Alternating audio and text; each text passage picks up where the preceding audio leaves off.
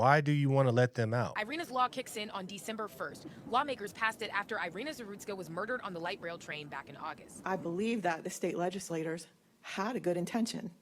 I believe that when they wrote the law, they were hearing from so many people who were horrified. The massive bill addresses several topics. It limits a judge's power to release offenders accused of certain violent crimes. The sheriff says that will increase a detention center population that is already near capacity. Stack of bunks is where we have to put people on these bunk beds, and their families will call in and say they are sleeping on the floor. County officials expect officer and magistrate workloads will increase.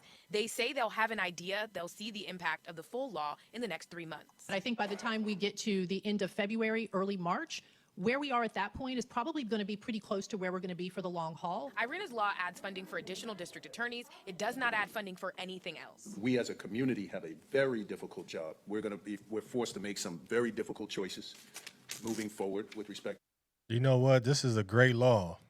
Obviously, we have the Democrats fighting it, but on December 1st, which is today, Irina's law has passed. What is Irina's laws? Irina Zarutska was murdered by a repeat offender, I believe, on the rail system.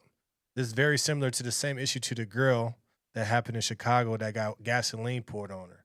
Basically, what they're saying is if you got a repeat charges and you're a detriment to society and you have a case, you're going to be in jail. There's no more cashless bail. It's no more just sign this paper and you say you're going to appear in court. They're getting rid of that. It targets offenders accused of violent crimes, domestic violence, sexual offenses, crimes with prior records, and repeat offenders. Why do you want to let them out? This is why I get on the Democrats. It's because you don't make no sense. So if you want a repeat offender that keeps doing the same thing over and over again to be let out, why? Why? He should be in jail. He should be there until they figure out what they're going to do with him. It's the same thing that happened in Chicago. It's the same exact thing. The guy gets out. He had like 25, wrong rap sheet, gets out, doing stupid stuff. Then he lights a girl on fire on the train, same place. But this girl, Irina, she died.